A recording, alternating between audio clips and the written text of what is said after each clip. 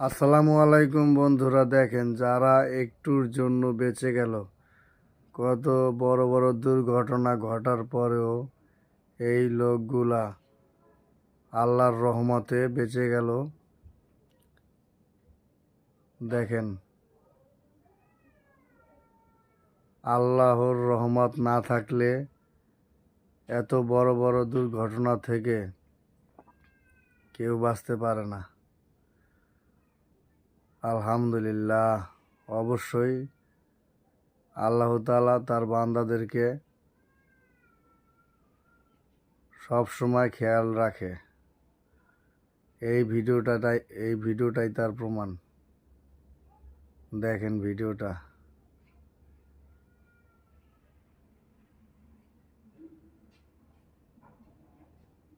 ভিডিওটা ভালো লাগলে অবশ্যই শেয়ার করে দিবেন, সবাইকে দেখার সুযোগ করে দিবেন।